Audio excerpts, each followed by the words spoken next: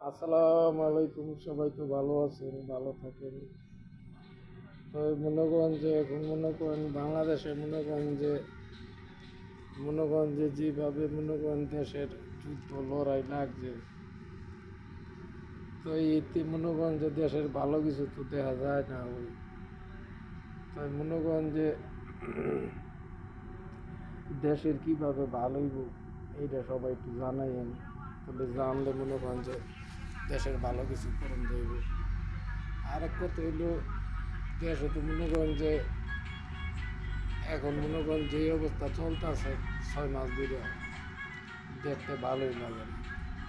তা আরেক কথা হইলো যে প্রবাসীরা মনে করেন যে যে বাংলাদেশের মনে করেন বিদেশে যাইব, বেটারা দুইটা মোবাইল নিয়ে গেলে বেটাকে কি করে, বেটাকে পুরান মোবাইলটা হাত দিয়া দেয়, বেটাকে আইফোনটা রেখে দেয়। তো মনে করেন তারা তো এইভাবে মনে করেন লুটপাট শুরু করছে। তো মনে করেন বাংলাদেশের মানুষ তো কিছু কয় না, এটি হচ্ছে বড় সমস্যা। বেটাগো এরপরে কিছু কইলে বেটাগো মাইরা দইরা ইয়া কইরা দেয়। তো আমরা বিদেশে টেকা পাঠাই তাগো লুটপাট কইরা খাওয়ানোর লাগা, তাগো মজা মারানোর লাগা। এটি তারা মনে করেন যে এইভাবে দেশ চালাইব। তো মনে করেন যে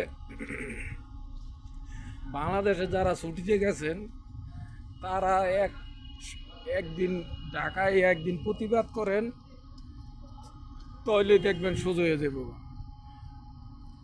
বাংলাদেশে যারা ছুটিতে যান, তারা কিছু কর না তো।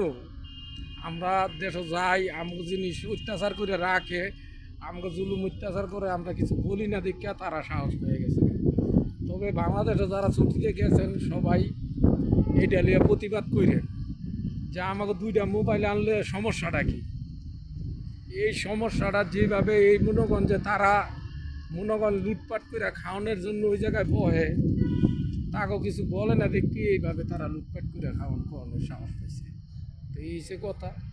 তো মনে করেন যে চোর ডাকায় এডি দেশও ভরে আছে গা, আর এডি গুজদা গুজদা মনে করেন চাকরি লইছে। এখন মনে করেন মানুষের অত্যাচার করে মানুষের জিনিস নিয়ে যান। সবাই ভালো থাকেন। আসসালাম।